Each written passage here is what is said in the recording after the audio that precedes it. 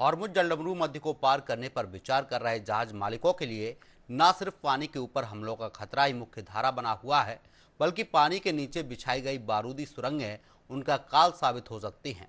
ऐसे में अमेरिकी अधिकारियों ने बारूदी सुरंगों की संख्या और उनसे उत्पन्न खतरे के स्तर के बारे में विरोधाभासी बयान दिए हैं।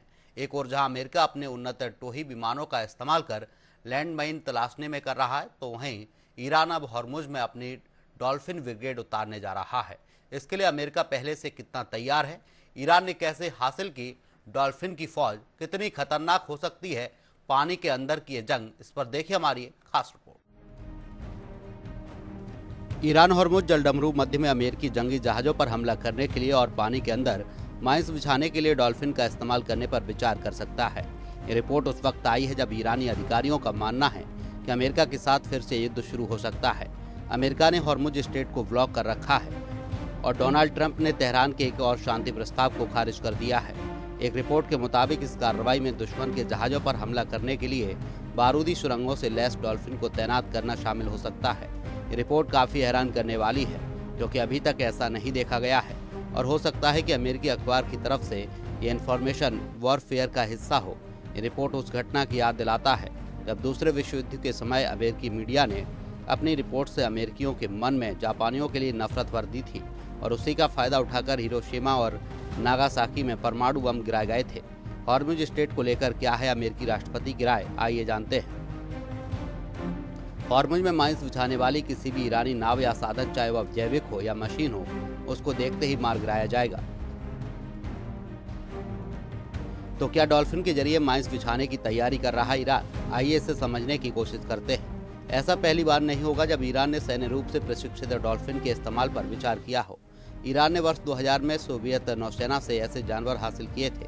उस समय उन्हें अपनी पीठ से जुड़े वृक्षों का उपयोग करके लक्ष्यों पर हमला करने और विस्फोटकों से जुड़े मिशनों को अंजाम देने के लिए प्रशिक्षित बताया गया था, जिसमें दुश्मन के जहाजों के खिलाफ संभावित कामिकेज यानी आत्मघाती शैली के हमले भी शामिल थे।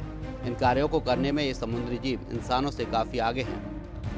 तेहरान में नाकाबंदी को युद्ध के विकल्प के रूप में नहीं, बल्कि युद्ध के एक अलग रूप के रूप में देखा जा रहा है।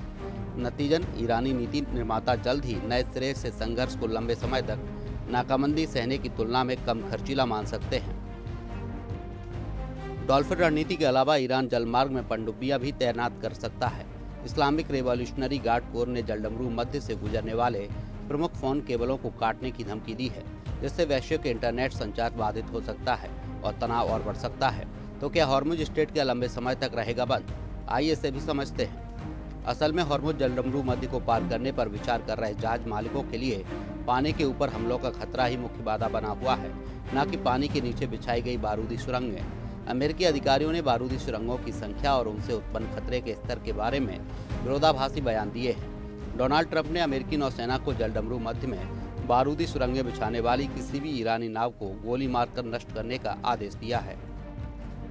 अमेरिकी सेना अब इन्हीं लैंड माइंस को हटाने के लिए अपने अत्याधुनिक संसाधनों का उपयोग शुरू कर दी है।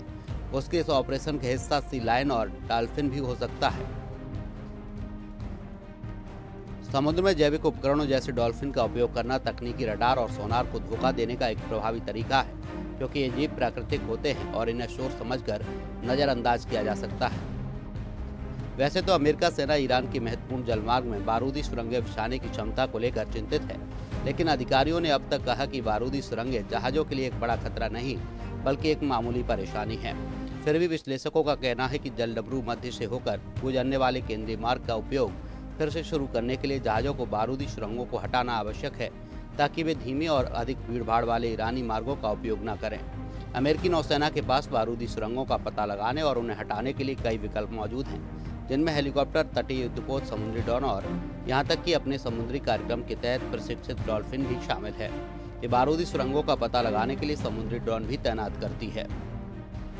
हम नौसेना के किसी भी जानवर को अपने कर्मियों से ज़्यादा किसी भी तरह के खतरे में नहीं डालते। हम सब साथ मिलकर काम करते हैं और यह एक कठिन काम है, लेकिन हम जानवरों को किसी भी तरह की परेशानी में नहीं डालते। 2003 में इराक युद्ध के दौरान फारस की खाड़ी में ट्रैकिंग डिवाइस पहने नौसेना की एक डॉल्फिन बारूदी सुरंगों को हटाने का काम कर रही है। दुश्मन के गोताखोरों के लिए कैसे काल बनती है डॉल्फिन फौज, आइए इसे समझते हैं। फोर्ब्स की रिपोर्ट के मुताबिक सैटेलाइट से मिले ताजा साक्ष्यों से पता चला है कि रूसी नौसेना ने प्रशिक्षित डॉल्फिन मछलियों की सेना को वर्ष 2018 के अंत में अपने टार्टस नेवल बेस पर तैनात किया था। इस नेवल बेस पर सीरिया में युद्ध के लिए रूस ने अपनी पनडुब्बियों को तैनात कर रखा है। विशेषज्ञों के मुताबिक डॉल्फिन का इस्तेमाल दुश्मनों के गोताखोरों को निशाना बनाने के लिए किया जाता है, जो युद्धपोत को बंदरगाह के अंदर नुकसान पहुंचा सकते हैं। रूस अपनी पनडुब्बियों की मदद से सीरिया पर मिसाइल हमले कर रहा है। तो क्या खुफिया मिशन को अंजाम दे सकती है डॉल्फिन सेना? लगे हाथ इसे भी समझ लेते हैं। रक्षा विशेषज्ञों का मानना है कि इन डॉल्फिन को ऐसे ट्रेंड किया गया है कि वे समुद्र की सतह पर गिरी किसी भी चीज को ढूंढ कर निकाल लाती हैं। इन डॉल्फिन्स को ऐसे ट्रेंड किया गया है कि वे समुद्र की सतह पर गिरी किसी भी चीज को ढूंढ निकाल लाती हैं, साथ ही खुफिया मिशन को अंजाम दे सकती है।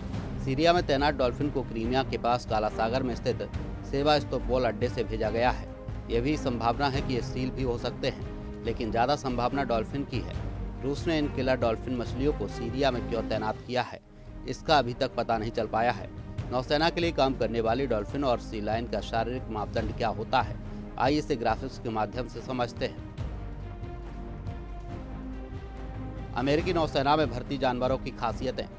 बॉटल नोज डॉल्फिन, लंबाई आमतौर पर 2 मीटर से 4 मीटर, वजन लगभग 150 से 650 किलोग्राम। विशेषता, बारूदी सुरंग तलाशने में माहिर। मुख्य रूप से इनके शक्तिशाली जैविक सोनार के कारण बारूदी सुरंगों का पता लगाने में सिद्धहस्त।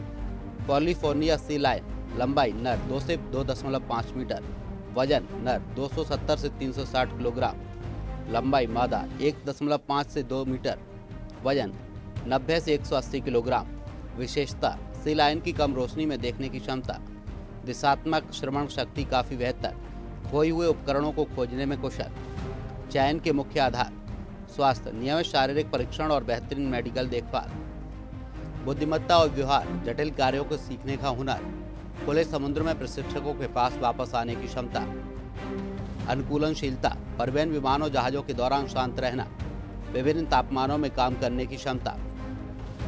सबसे पहले डॉल्फिन ब्रिगेड किसने बनाई, ये बात भी समझ लेना निहायत जरूरी है। तो आइए जानते हैं असल में। रूस ने समुद्र में अपने शत्रुओं से निपटने के लिए डॉल्फिन मछलियों की एक सेना बनाई है। ये डॉल्फिन सेना अब सीरिया में शत्रुओं से लोहा ले रही है। यही नहीं, रूस अब व्हेल और सील को भी जंग के लिए प्रशिक्षित कर रहा है। सुपर पावर रूस ने दुनिया भर में जंग जीतने के लिए बेजोड़ हथियार निकाला है।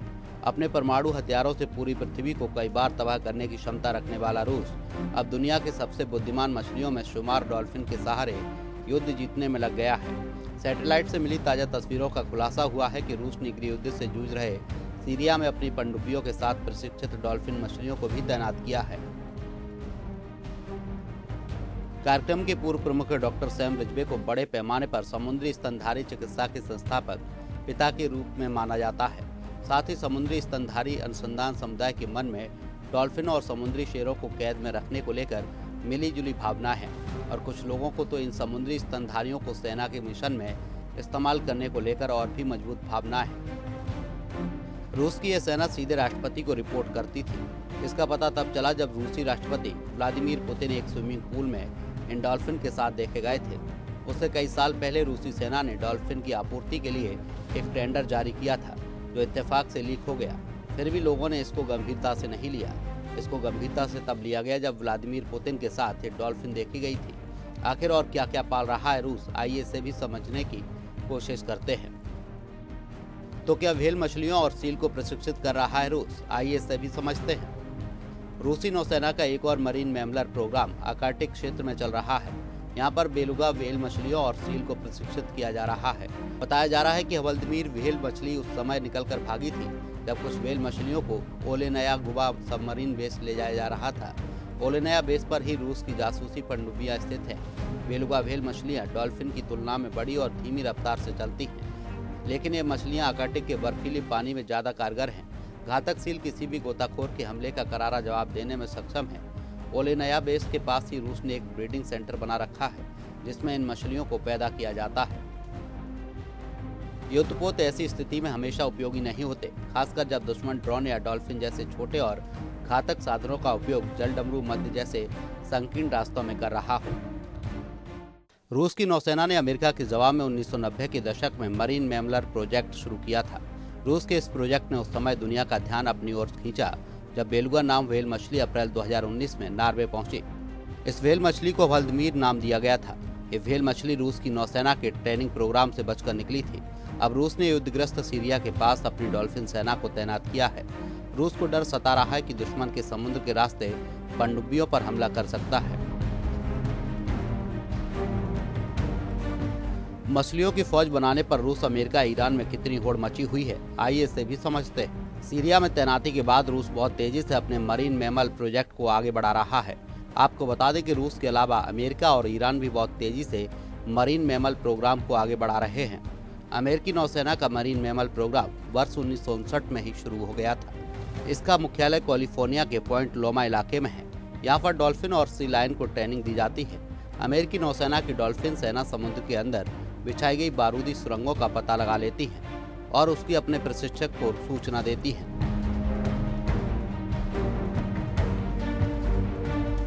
सैन्य उपयोग के लिए समुद्री जीव का उपयोग एक जटिल क्षेत्र है। वे इसे समुद्री पारिस्थितिकी के लिए एक नया खतरा मानते हैं और तर्क देते हैं कि संघर्ष के क्षेत्रों में डॉल्फिन का उपयोग उनकी आबादी और समुद्री सुरक्षा दोनों को प्रभावित करता है। अमेरिकी नौसेना समुद्र के भीतर बिछाई गई बारूदी सुरंगों का पता लगाने और उन्हें हटाने के लिए मुख्य रूप से बोटलोज डॉल्फिन का उपयोग करती है। इसे यूएस नेवी मैरीन मामला प्रोग्राम कहा जाता है, जो सैन डिएगो में स्थित है। डॉल्फिन अपनी प्राकृतिक सोनार क्षमता, जिसे इको लोकेशन कहते हैं, का उपयोग करती है और गहरे या गंदे पानी में भी दबी हुई बारूदी सुरंगों को ढूंढ लेती है। जब डॉल्फिन किसी सुरंग का पता लगाती है तो वे अपने प्रशिक्षकों को संकेत देती हैं कि उस स्थान पर मार्कर लगा देती हैं ताकि गोताखोर या रिमोट से चलने वाले वाहन उसे निष्क्रिय कर सके। डॉल्फिन के अलावा नौसेना कैलिफोर्निया सी लायन का उपयोग भी पानी के नीचे गिरी हुई छिपी हुई वस्तुओं को ढूंढने और उन्हें पकड़कर ऊपर लाने के लिए करती हैं। लगे हाथ हम आपको वो भी बता देते हैं कि डॉल्फिन बारूदी सुरंगों को नष्ट नहीं करती, बल्कि केवल उन्हें खोजकर मार करती हैं। डॉल्फिन ध्वनि की तरंगें उत्सर्जित करती है, जिन्हें हम क्लिक कहते हैं। ये क्लिक पानी के भीतर के वातावरण में यात्रा करती है और पानी के भीतर की वस्तुओं से टकराकर प्रतिनिधित्व उत्पन्न करती है। 1965 में डॉल्फिन टफी को एक ध्वनिकरण उपकरण को पुनः प्राप्त करने का प्रशिक्षण दिया जा रहा है। अमेरिका ने अपना यूएस नेवी मैरीन मामला प्रोग्राम कब और कहां शुरू किया था, आइए इसे भी समझने की कोशिश करते हैं। अमेरिकी नौसेना ने वर्ष 1959 में अपना समुद्री स्तनधारी कार्यक्रम शुरू किया। एक डॉल्फिन के साथ शोधकर्ताओं ने यह अध्ययन करना शुरू किया कि ये जीव कितनी तेजी से तैर सकते हैं, ताकि जहाजों और टॉर्पीडो के प्रदर्शन में सुधार किया जा सके। 67 साल बाद इस कार्यक्रम में लगभग 120 समुद्री जीव हैं, जिन्हें बारूदी सुरंगों और अन्य पानी के नीचे के खतरों का पता लगाने के लिए प्रशिक्षित किया गया है। और आज ये कार्यक्रम डॉल्फिन, बायो सोनार और इन जीवों के लिए सर्वोत्तम पशु चिकित्सा देखभाल पद्धतियों पर शोध में भी अग्रणी भूमिका निभा रहा है। ये कार्यक्रम नौसेना के जानवरों को असाधारण परिस्थितियों में सरल काम करने के लिए प्रशिक्षित करता है। उनके लिए दुश्मन के गोताखोरों और तैराकों या पानी के अंदर चलने वाले ड्रोन अथवा दुश्मन की बारूदी सुरंगों का पता लगाना, लक्ष्य ढूंढना आसान है। ये जानवर स्वाभाविक शिकारी होते हैं, हम बस उनके शिकार करने के तरीके को बदल देते हैं। नौसेना की समुद्री स्तनधारी कार्यक्रम पर एक नज़र, जो अब अपने 67वें वर्ष में है और डॉल्फिन अन्य जानवरों को पानी के भीतर कार्य करने के लिए प्रशिक्षित करता है और उनके व्यवहार का अध्ययन करता है। हाल ही में इस कार्यक्रम के तहत समुद्री शेरों को वीडियो गेम खेलना भी सिखाया गया है, जो इन जीवों में संज्ञानात्मक संवर्धन को बेहतर ढंग से समझने के प्रयासों का एक हिस्सा है। स्वैच्छिक गेमिंग सत्रों में अच्छा प्रदर्शन करने पर उन्हें ढेर सारी हेरिंग मछलियां इनाम के तौर पर दी जाती हैं। 2023 में कैलिफोर्निया का एक समुद्री शेर अपनी थूथन का उपयोग करके एक खेल खेल रहा है, जिसे नौसेना के वैज्ञानिकों ने समुद्री स्तनधारियों के संज्ञानात्मक संवर्धन पर अपने शोध के हिस्से के रूप में बनाया था। एक धूप भरी सुबह डॉल्फिन इधर उधर तैर रही थी और कभी कभी उछल कूद कर हवा में छलांग लगा रही थी, जबकि देखभाल करने वालों की एक टीम जानवरों को खाना खिला रही थी और उनके साथ काम कर रही थी। इस कार्यक्रम के वैज्ञानिक पक्ष को 2023 में न्यूयॉर्क टाइम्स की एक रिपोर्ट में प्रदर्शित किया गया था, जिसमें डॉल्फिन की उम्र बढ़ने के विज्ञान पर कार्यक्रम के काम की पड़ताल की गई थी, जिसे 57 वर्षीय नौसेना डॉल्फिन ब्लू के दृष्टिकोण से बताया गया था। डॉल्फिन को समुद्री मांस का पता लगाने या उन्हें स्थापित करने के लिए उपयोग करना एक पुरानी सोवियत रणनीति है, जिसे ईरान अब अमेरिकी तकनीकी श्रेष्ठता के खिलाफ एक लो कॉस्ट, कम खर्चीले विकल्प के रूप में अपना रहा है। डॉल्फिन जैसे मुद्दों को बड़ा चढ़ाकर पेश करना संघर्ष की आग में घी डालने जैसा है, जो कूटनीति के रास्ते बंद कर सकता है। इनको क्यों पाला जाता है, जरा इसे भी समझ लीजिए। यूएस नेवी मैरीन मामला प्रोग्राम यानी NMMP एक ऐसा प्रोग्राम है जिसे यूएस नेवी चलाती है। ये प्रोग्राम समुद्री जीवों, मुख्य रूप से बॉटल नोज डॉल्फिन और कैलिफोर्निया सी लायंस के फौजी इस्तेमाल का अध्ययन करता है और इन जानवरों को जहाज़ों और बंदरगाहों की सुरक्षा, बारूदी सुरंगों का पता लगाने और उन्हें हटाने और साजो सामान को वापस लाने जैसे काम करने के लिए ट्रेनिंग देता है। ये प्रोग्राम सैन डिएगो, कैलिफोर्निया में स्थित है, जहाँ इन जानवरों को रखा जाता है और लगातार ट्रेनिंग दी जाती है। NMMP की जानवरों वाली टीमों को लड़ाई वाले इलाकों में इस्तेमाल के लिए भेजा गया है, जैसे कि वियतनाम युद्ध और इराक युद्ध के दौरान। इस प्रोग्राम को जानवरों के साथ किए जाने वाले बर्ताव और इसके मिशन और ट्रेनिंग के तरीके को लेकर लगाए जाने वाले अंदाजों की वजह से काफ़ी विवादों का सामना करना पड़ा है। इसकी एक वजह कम से कम कुछ हद तक इस प्रोग्राम की गोपनीयता भी रही है, जिसे 1990 के दशक की शुरुआत में सार्वजनिक किया गया था। इस प्रोग्राम की शुरुआत से ही जानवरों के कल्याण को लेकर चिंताएं बनी हुई हैं और फौजी कामों में समुद्री जीवों के इस्तेमाल का विरोध होता रहा है। यहाँ तक कि बारूदी सुरंगों का पता लगाने जैसे उन कामों में भी, जिनमें सीधे तौर पर लड़ाई शामिल नहीं होती, अपनी जानवरों की देखभाल के मानकों के बचाव में नेवी बाहरी निगरानी, जिसमें लगातार होने वाली मॉनिटरिंग भी शामिल है, का हवाला देती है। ईरान डॉल्फिन मॉस्किटो बोट्स छोटी नावों और मिसाइलों के एक हाइब्रिड संयोजन का उपयोग कर रहा है। यह अमेरिकी नौसेना के अत्याधुनिक रडार सिस्टम को भ्रमित करने की एक सोची समझी योजना है। कामिकाजे डॉल्फिन का विचार विज्ञान कथा जैसा लग सकता है, लेकिन सूचना युद्ध के युग में यह एक शक्तिशाली मनोवैज्ञानिक हथियार है जो दुश्मन की नौसेना के मनोबल को प्रभावित करता है। भारतीय इतिहास किलों की ऊंची दीवारों पर चढ़ने के लिए मगरगुह नामक जीव का इस्तेमाल होता था। सैनिक उसकी कमर में मजबूत रस्सी बांधकर उसे तेजी से उछाल देते थे और वे किले की दीवार को कसकर पकड़ लेती थी और सैनिक आसानी से इसी का सहारा लेकर किले की दीवार पर चढ़ जाया करते थे। मगर आज तो लोग समुद्री जीवों को इसमें उतार चुके हैं, यानी अब इंसानों की लड़ाई जानवरों तक आई है। Bureau report, Asian news.